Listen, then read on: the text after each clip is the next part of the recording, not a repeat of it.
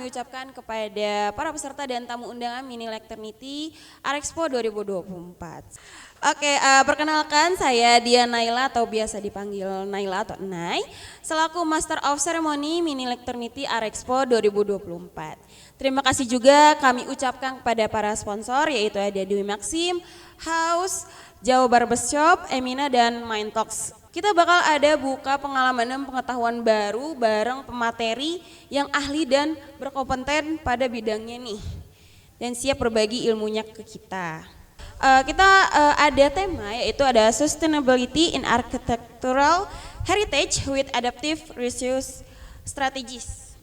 Nah, sekarang kita masuk ke rangkaian acara inti kita kali ini yaitu ada talk show nih bersama pembicara yang keren banget pastinya dan akan ditemani oleh moderator kebanggaan kita dan keren juga nih pasti. Oke, mungkin tanpa berlama-lama lagi ini dia Mind Talks.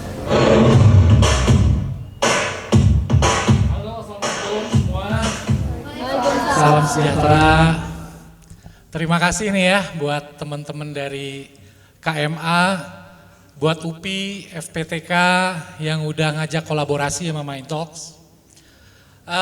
Beberapa bulan yang lalu kita pernah kolaps juga di Cafe Keong waktu itu ya. Nah, sekarang kita ketemu lagi, jadi nggak pernah bosan-bosan. Kalau Mind Talks ini kalau udah urusannya dipanggil sama UPI ini pasti kita jadi prioritas lah. Nah, teman-teman,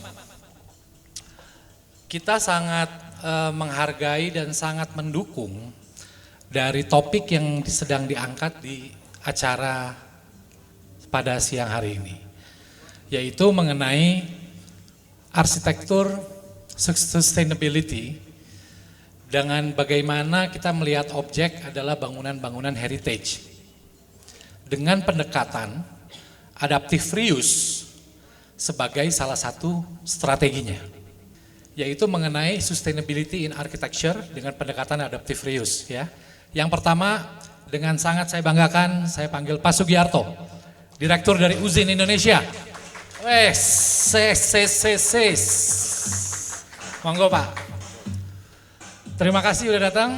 Dan yang kedua, Pak Keng Estanzil selaku arsitek senior, alumni Magister Arsitektur FPTK.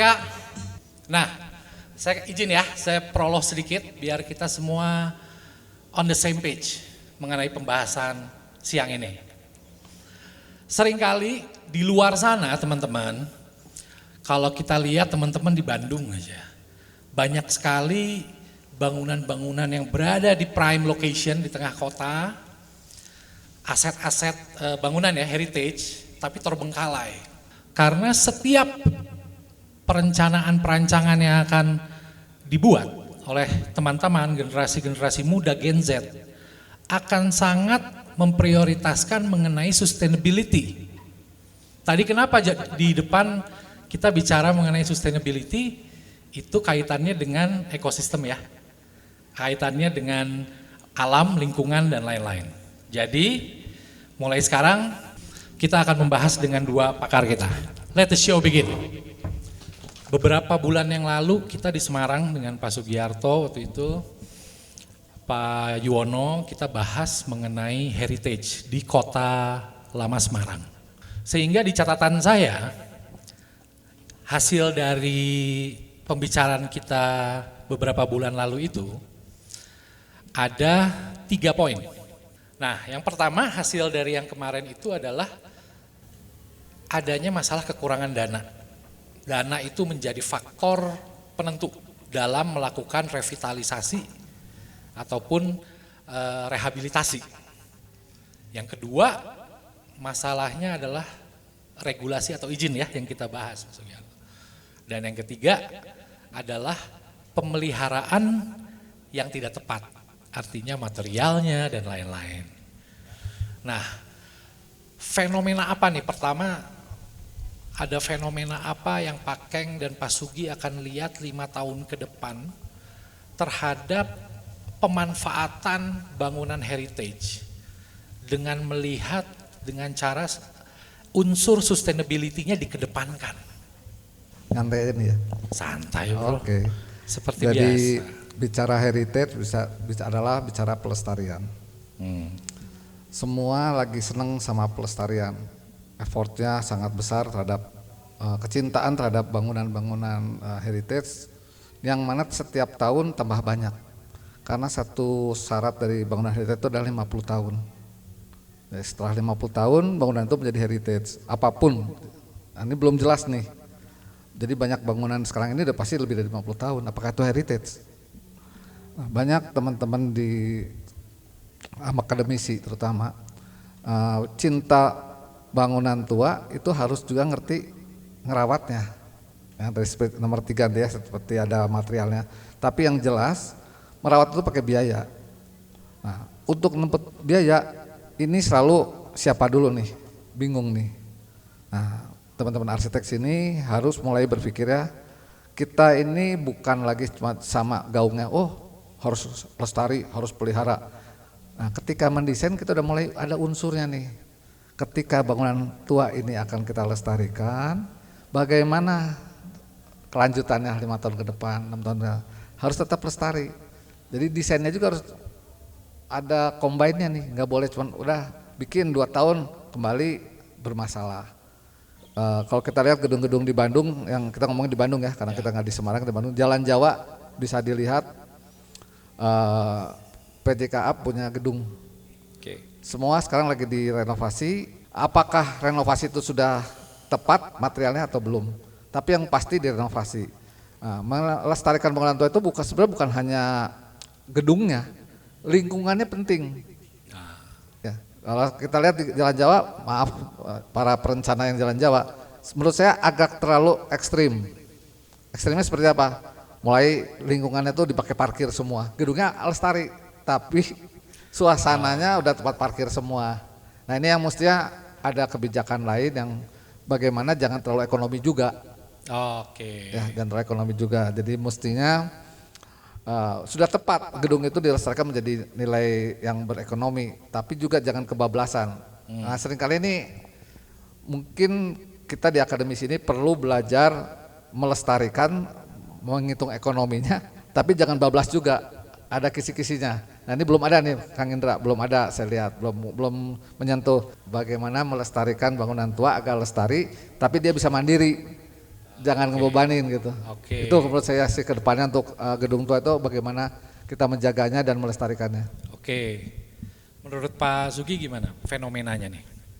Saya sebenarnya saya tahu mengenai barang cagar budaya sudah lebih dari 10 tahun yang lalu. Cuma pada saat itu saya merasa belum tren.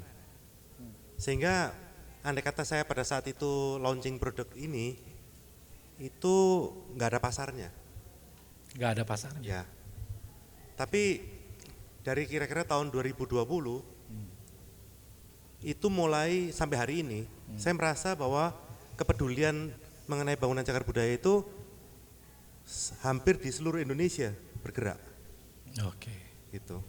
Jadi mulai dari ya kalau Jawa tentu banyak, tapi dari luar pulau pun juga, mulai dari Medan, Maluku pun sudah mulai. Iya. Nah, tapi kepedulian kalau Pak Sugi gitu ya dengan profesinya sebagai direktur dari UZIN, melihat penggunaan dari para perencana ini terhadap tadi kan pembahasan kita waktu di Semarang kan pemeliharaan yang tidak tepat tuh ya, kita diskusi tektok seru gitu. Ini gimana nih awareness-nya Pak terhadap pemeliharaan yang tidak tepat, pasti hubungannya dengan cost. Ya. Jadi zaman sebelum mereka tahu bagaimana menggunakan produk yang tepat ini, mereka berpikir bahwa jadi prinsip dari perbaikan bangunan cagar budaya ada 2. Yang pertama mengembalikan ke asalnya. Jadi mereka berusaha menggunakan bahan yang digunakan pada zaman misalnya zaman Belanda dulu. Tapi ada prinsip yang lain adalah bagaimana mempertahankan bangunan ini supaya awet, tahan sampai 1000 tahun ke depan. Jadi ada 2 prinsip yang tidak sejalan, tidak sama, tapi bisa dipilih. Nah, saya dengan produk yang saya kembangkan untuk yang cocok untuk cagar budaya ini, saya membuat bahan yang kedua, jadi tidak mengembalikan ke semula seperti zaman Belanda. Jadi pada zaman Belanda dulu mereka mencetak bata, lalu menggunakan, pada saat itu 200 tahun yang lalu belum ada material semen. Jadi mereka menggunakan kapur atau yang disebut gamping, jadi kapur di kapur bakar, lalu menggunakan biji-biji kapur ataupun pakai tanah liat. Menurut saya sikon 200 tahun yang lalu dengan sekarang berbeda. Contoh 200 tahun yang lalu kota tua di Jakarta itu lebih tinggi daripada laut permukaannya. Kalau sekarang permukaan air laut lebih tinggi daripada permukaan kota tua di Jakarta. Otomatis air lautnya meresap masuk ke dalam dindingnya rusak semua. Nah, kalau kita menggunakan material yang sama seperti 200 tahun yang lalu, maka 3 bulan sekali harus renovasi. Kalau tiap 3 bulan direnovasi, yang pertama biaya, yang kedua juga akan merusak bangunan itu sendiri karena bolak-balik dibongkar pasang terus. Sehingga pemilik gedung pun akan merasa keberatan. Saya bagaimana kerja kalau tiap kali bangunannya rusak. Bangunan rusak itu bentuknya begini, contoh seperti dinding ini. Muncul gelembung-gelembung seperti ini, blister. Lalu muncul kalau di kota tua Jakarta dekat laut, lebih parah lagi, dindingnya basah semua, lalu muncul lumut. Jadi dindingnya lumutan semua. Ada yang lumutan, ada yang jamuran, lalu muncul blister seperti ini, muncul garam-garam seperti namanya efflorescence. Jadi bagaimana bisa misalnya bikin restoran, lalu kejadian seperti ini kan pengunjung juga tidak berminat untuk datang. Benar. Tapi memang kalau kita mengacu ke beberapa referensi Pak Keng ya, saya pernah ngebedah mengenai adaptive reuse. Jadi ada salah satu referensi Boito kalau nggak salah. Nanti dibuka aja, ada 7 sampai 8 parameter dalam mendesain dengan parameter adaptive reuse.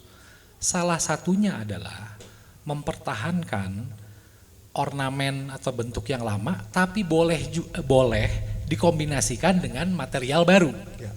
Nah, tentunya landasan penggunaan material baru ini tadi ya Pak Sugi ya, seperti yang Pak Sugi bilang bahwa pasti ada pertimbangannya. Ya. Gitu. Toh sebetulnya kan teknologi bisa menyerupai ya, teknologi kekinian, benar nggak sih Bro? Betul. Jadi menambahkan apa yang Pak Sugi cerita, saya coba banyak di sini pasti adik-adik ini kan nggak ngerti ya tahun 70 seperti apa, 60. Pak Sugi juga mungkin dari tahun 60 belum juga bergerak di bidang material ya. Yang saya ketahui, yang saya alami juga bahwa tahun 60 itu perekat plesteran itu pakai kapur, bata ditumbuk. Nah, jadi tanah liat masih gitu. Ya, tanah liat tuh bata ditumbuk ya dijadikan perekat. Semen itu masih mahal. Jadi semen itu hanya sebagai penambah lah. Jadi kapur, pasir, bata merah ditumbuk, diolah, dijadikan plesteran dan itu. Jauh sebelumnya lagi, pasti saya yakin itu bukan lagi pakai bata, karena bata itu udah teknologi yang kekinian juga pada saat itu. Perekatnya pasti pakai alam tumbuhan yang ada ya. Saya juga nggak tahu apakah pakai getah apa, ya, mungkin gedung-gedung yang di lewat tahun. Misalnya Candi Borobudur itu kan perekatnya saya juga nggak tahu seperti apa. Gitu. Setiap tahun ada teknologi. Jadi teman-teman arsitek juga mulai hari ini kita bisa lihat bahwa dinding yang kita pakai saat ini sekarang ini kan kita lihat batu bata udah hilang ya, bata sekarang jadi bata ringan. Itu udah mulai hilang lagi. Pakai precast ya, udah hilang lagi semen board sekarang. Ini udah berubah terus. Tentunya bangunan heritage ini nantinya pun akan kembali ke nostalgia menggunakan barang yang seperti Pak Sugi buat, tapi mungkin teknologinya udah berubah. Bangunan tuanya dibikin box.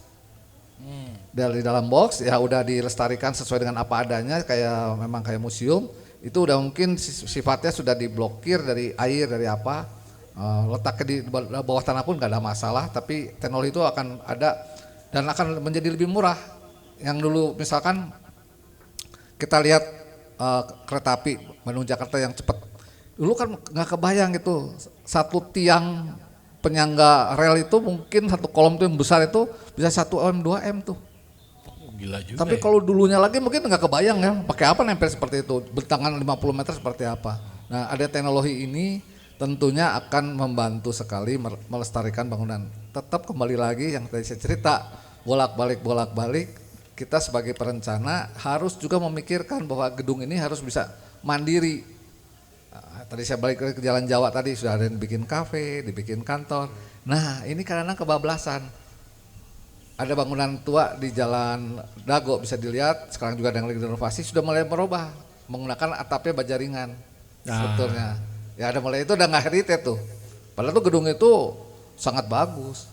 Ada lagi di sebelah apa ya namanya Pak? Food court ya, bukan food court ya. Kafe mie kekinian yang mungkin semua pernah makan ya, mie murah tuh kekinian. Itu gedung udah hilang tuh, padahal nomor 1. Udah hilang gitu. Nah, aslinya hilang sama wujud fisiknya udah jadi. mau hilang, gedungnya masih ada, dilestarikan, masuk kriteria A, tapi hilang. Pelan-pelan direnovasi, pertama jendelanya hilang diganti frameless, zaman sekarang kaca tanpa frame gitu kan. Sekarang udah hilang bentuknya. Enggak, itu kok bisa kayak gitu, gimana ceritanya? Ceritanya ya Kan ada pelan-pelan ininya kan? renovasi. Oh. Pelan-pelan renovasi karena kebutuhan bisnis, kebutuhan dimensi pintu, dimensi segala macam urusannya yang tadi saya bilang kebablasan. Oke. Nah kebablasan ini makanya saya yakin teman-teman sekarang ini yang hari ini datang pasti kan senang sama heritage. Nah ini mesti sama-sama kita pikirkan, kita bikin satu apa ya namanya kajian bagaimana sih sebenarnya kalau mau melestarikan, dan teknologi sekarang ini untuk melestarikan udah ada dari Pak Sugi udah memiliki teknologinya, sebetulnya bisa dikembalikan kepada aslinya tuh bisa. Jadi nggak usah khawatir, tapi ini yang kembali lagi kalau gedung itu tidak memiliki nilai ekonomi yang baik, nah jadi mahal ya gitu Pak Sugi ya, kurang lebih seperti itu. Oke. Nah, dari tadi nih lu bolak-balik ngomongin dia harus berkesinambungan ekonomi. Ya betul. Artinya kita bicara sustainability ini kan sebenarnya kalimat yang banyak sekarang trennya dipakai oleh lingkungan. Tapi kalau kita bicara tadi bahwa sustainable itu kan berkelanjutan. Ya, itu ekosistem. Ya, nah artinya di sini benang merahnya kalau saya lihat mengenai kita bisa mendesain ramah lingkungan dan lain-lain, tapi tentu itu akan berkelanjutan kalau secara fungsi nilai ekonominya juga bisa tumbuh. Bicara sustainability ini kadang masuk nggak masuk nih sama dana perencanaan nih. Nah gimana nih? Nah jadi sebetulnya kalau bicara arsitektur tuh nggak boleh bicara dana, kan bicaranya karya ya. Arsitektur bukan bicara dana, bicaranya karya. Kalau bikin bangunan bagus karena material bagus, itu udah material dalam kondisi speknya tinggi gitu ya, udah pasti kecenderungannya ya nggak bikin jelek lah, pasti bagus. Tapi bagaimana menggunakan bahan-bahan yang sifatnya untuk membangun barang-barang yang kuat, ya kan, free maintenance bisa bilang gitu kan zaman sekarang. Tapi indah, itulah arsitek sebetulnya. Ya, jadi sama bangunan heritage pun sama, dia adalah bangunan yang limited, yang terbatas, tentunya akan menggunakan material yang tepat guna itu karena costnya tinggi dalam memproduksi bahannya, tentunya akan menjadi mahal. Nah kembali kan ketika mahal, gimana bangunan ini bukan lagi menjadi bangunan yang hanya untuk dilihat indah, nggak dipikirkan maintenance-nya. Artinya para desainer ini harus tahu fundamental akar bisnis juga. Betul. Artinya pada saat ngedesain bukan garis-garis saja, Ya. tapi pada saat membuat sebuah sketsa desain itu kita sudah bisa bekerja berpikir bagaimana ini return of investment-nya. Ya kita bisa lihat kenapa kafe-kafe yang bikin bangunan tua, karena itu yang bisa menjanjikan mengembalikan kafe. Karena kan pemakaian ruangan itu sangat efektif, orang keluar masuk banyak, penggunaan mejanya berapa hari dipakai meja itu berapa kali, itu yang memungkinkan untuk merawat bangunan heritage. Ya. Nah tadi kan lo bolak-balik ngomong penggunaan materialnya ini harus tepat. Nah Betul. Pak Sugi, Ini saya lihat kan perusahaan Bapak ini salah satu yang sangat fit in produknya dan banyak digunakan oleh bangunan-bangunan heritage, apalagi yang kelasnya bangunan heritage kualifikasi cagar budaya ya. Ya, jadi bermula di 2020 masuk ke proyek bekas rumah Gubernur Jenderal, namanya AA Maramis di Lapangan Banteng, Jakarta. Jadi di sana akan menggunakan material import. Tapi saat saya melihat bahwa bahan ini komposisinya seperti itu, saya menyatakan bahwa produk ini kurang sesuai. Tentu saat itu tidak serta-merta diterima. Nah, pada waktu itu saya cerita teori saya, lalu diajak untuk melihat proyek Museum Bahari. Museum Bahari itu di Sunda Kelapa, jadi dulu pelabuhan. Gedung Sunda Kelapa itu, Museum Bahari itu terbakar di 2018 kalau nggak salah. Lalu di 2019 direnovasi. Saat itu saya tidak terlibat, tetapi di dalam waktu tidak lama, sekitar beberapa bulan saja, seluruh dindingnya sudah terlihat rusak lagi. Karena bangunan ini ada di pinggir laut, sehingga air lautnya masuk ke dalam dinding dan menyebabkan kerusakan pada dinding itu. Nah, pada saat itu kita melakukan mock up, jadi melakukan langsung praktek di sana dan membuktikan bahwa material ini berfungsi. Boleh ditambah Bisa dikit? Boleh. Jadi ini biar agak nyambung ya. Jadi merawat bangunan heritage, jadi mesti dipahami satu, usia lelah bangunan itu yang bangunan dinding bata ya kita bilang ya, atau bangunan yang bukan steel itu 50 tahun. Pernah dapat cerita itu enggak? 50 tahun tuh, bahwa usia bangunan itu dia anggap untuk tinggal itu aman 50 tahun. Ketika 50 tahun tuh dianggap sudah lelah. Saya nggak bilang ambruk ya, tapi lelah. Berarti bangunan-bangunan yang dibangun tahun 70-an ya? Ya udah Kalau mulai kita lihat lelah. sekarang udah mulai lelah. Lemah. Oh, lemah. Jadi lemah. Apa sih yang bikin lelah? Salah satunya adalah unsur bahan material alam. Karena dia akan sesuai dengan alamnya, dia akan merubah daya rekatnya, daya kekuatannya. Kalau ada bangunan itu mulai dari apa? Bangunan itu kan biasanya dari pondasi batu kali. Perekatnya itu kan semen. Itu mulai lelah. Ya, jadi makanya bangunan tinggi, yang tua itu nggak bisa diangkat walaupun pondasinya besar, nggak bisa. Kedua, bangunan tua itu belum ada sluh, betul nggak Pak? Belum ada sluh. Karena saat itu posisinya mungkin 1 meter di atas tanah. Jadi air itu menguap sebelum naik ke dinding. Sekarang ini kan kebanyakan sudah mulai turun. Nah, mulai air kapilerisasi ke dinding. Karena dindingnya itu sudah unsur rekatnya sudah menurun, udah melemah, otomatis daya serap airnya makin tinggi. Ketika makin tinggi, dia akan mulai merayap kapilerisasi di dinding. Maka timbullah yang tadi yang namanya jamur-jamur di dinding. Kembali kepada unsur alamnya, kembali menjadi tanah. Kan pakai bata tadinya, oleh kapur, kembali unsurnya mulai berteman sama lumut. Nah, ini unsur-unsur yang melemahkan bangunan itu sendiri. Tantangan berikutnya, ketika bangunan itu disuntik pakai semen atau diperbaiki pakai semen, itu nggak kompak. Karena waktu itu direncanakannya ada dinding yang harus memiliki pori, yang ada kontaminasi terhadap alam sekitarnya. Angin apa itu yang membuat dinding itu kering. Nah, banyak painting sekarang ini ditutup malah supaya nggak kena air. Memang depannya nggak keluar air, nggak kena jamur, betul. Luarnya dilindungi, tapi dalamnya bermasalah. Jadi ini betul-betul yang mesti dicermati bersama, dipahami teman-teman arsitek muda ini untuk lebih memahami bila Anda ingin melestarikan atau bergerak di heritage pelestarian ini harus kuat. Ya, bersyukurlah hari ini sebagian kecil dari penggiat material bangunan, Pak Sugi ini yang sangat intens mencari ramuan bagaimana gedung ini diperbaiki, dilestarikan, diawetkan, tapi tetap pada posisi karakternya tuh nggak banyak berubah. Pasti berubah tapi nggak banyak berubah. Gitu Pak Sugi mungkin? Ya. Ya, benar Pak. Share dong Pak, ininya. Usin BDS Jadi ini video pasir silika pilihan menjelaskan yang bahan alami yang fungsi disebut isokomponen. dan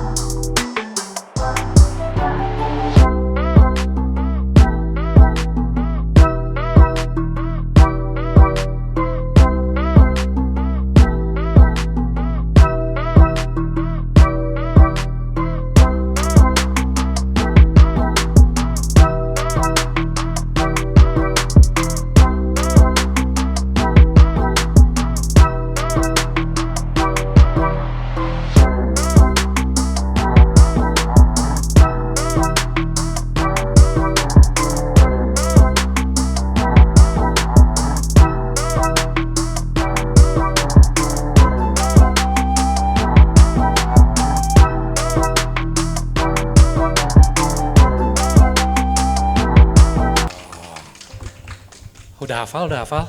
Itu baru Nanti ada kuisnya. Nah ya, jadi gini teman-teman, buat semua yang lagi nonton YouTube yang ada di sini, bahwa pentingnya tahu mengenai material itu hari ini tuh sangat penting. Kenapa? Karena menurut gua bro, bahwa teman-teman ini nantinya kalau dengan mereka sudah tahu material, mereka akan bisa mengkomposisikan juga dengan bagaimana menciptakan sebuah bangunan nuansa yang ramah lingkungan. pasti. Jadi kalau nggak hafal materialnya yang digunakan, mungkin murah di saat pelaksanaan, tapi tahun depan diulang. Ketika diulang berulang, jadi akhirnya nggak murah. Belok sedikit ya, kita bicara bangunan. Oh murah belum tentu menguntungkan. Harga lebih tinggi mungkin lebih tepat karena mungkin lebih cepat, lebih awet. Nah waktu itu sekarang mahal. Ya kita masih sepakat bahwa waktu itu mahal ya. Tapi kan kasus-kasus kayak gini loh Pak Sugi, Pak Keng. Kita kemarin waktu di Semarang juga masih sepakat bahwa kalau M Block, Project M Block Jakarta itu bisa dibilang sebuah proyek yang merevitalisasi ya bangunan heritage itu kalau nggak salah bangunannya Jengki ya bro ya? Ya. Jengki ya, punya Perum Peruri, BUMN tuh, yang akhirnya dikerjasamakan dengan swasta ya, public private partnership, yang bisa dibilang berhasil. Kenapa? Karena begitu pendesainan fungsinya, yang pada akhirnya fungsinya itu kan ada yang jual makanan, ada amphitheater seperti ini, ada range market lokal, akhirnya menumbuhkan tempat itu sebagai tempat komunitas. Nah, komunitasnya terbentuk di situ. Komunitasnya terbentuk artinya adalah manfaat dari pengoptimalan bangunan heritage tersebut jadi maksimal kan? Ya. Nah, kalau menurut Pak Sugi, Pak Keng masih optimis nggak sih hal seperti itu bisa dilakukan lagi? Ya sebenarnya mau di Jerman, di Shanghai, kita sudah melihat juga. Ini di Shanghai ada satu tempat namanya Xingdianti.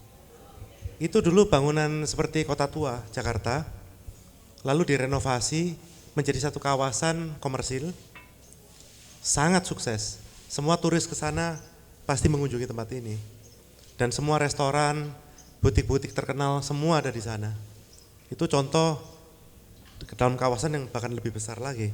Itu kayak kawasan Kota Tua, Jakarta itu.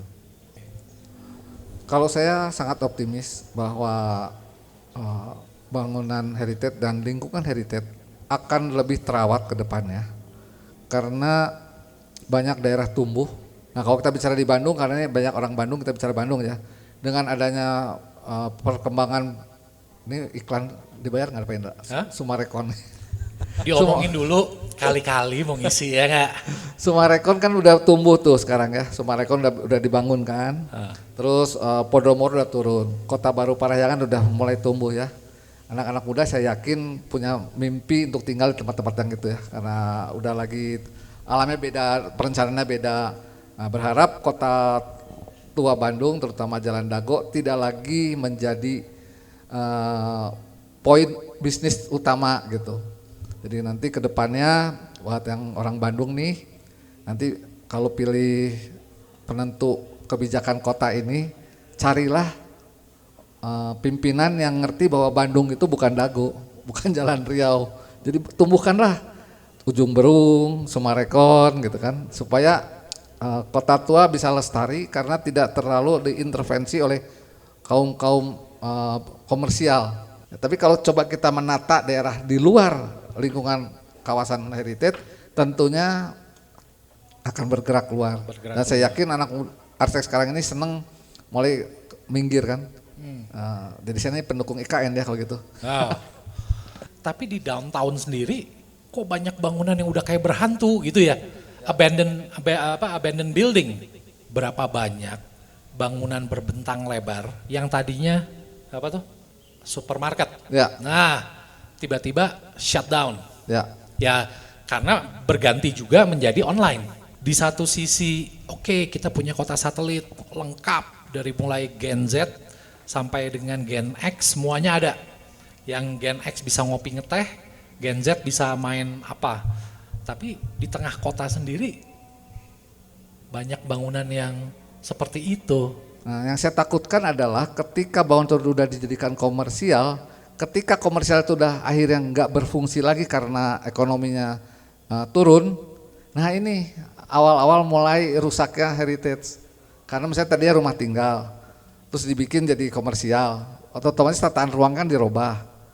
Ketika dirubah, pertama dirubah nih, udah mulai ada komersial. Ketika terus usahanya nggak berjalan, ada yang masuk lagi, ngerubah lagi.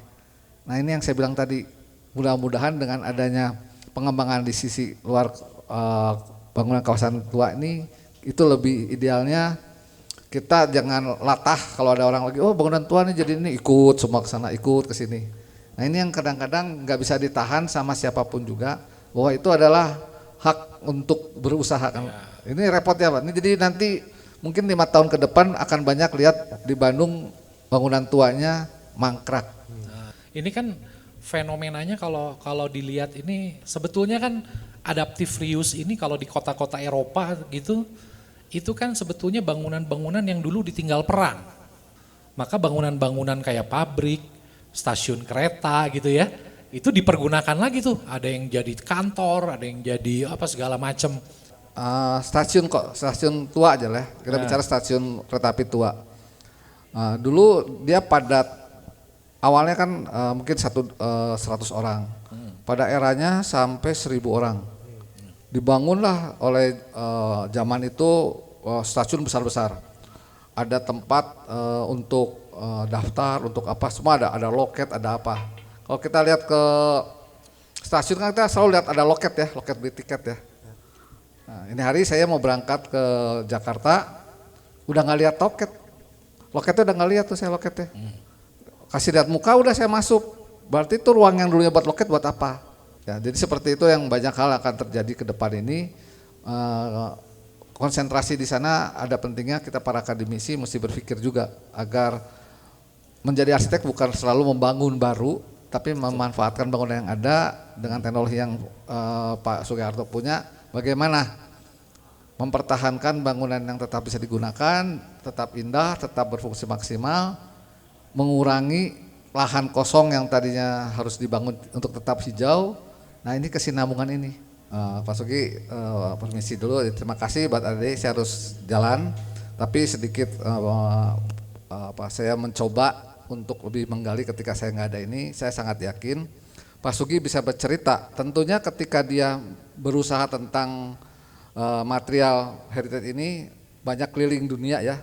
Banyak melihat bangunan tua. Nah mungkin di sini bisa share karena sekarang ini kan masih terpaku kalau nggak bikin kafe, bikin kantor, udah itu aja bolak-balik atau dihancurin belakangnya dibikin apa gitu kan. Nah mungkin nanti itu bisa didiskusikan masalah itu mungkin Pak Sugi ya. Siap. Kang saya pamit dulu. Thank you Brother Keng. Ya. Kasih tepuk tangan dong buat Pak Keng, udah meluangkan waktunya. Kita tapi tetap lanjut kok diskusinya dengan Pak Sugi ya. Siap. Thank you.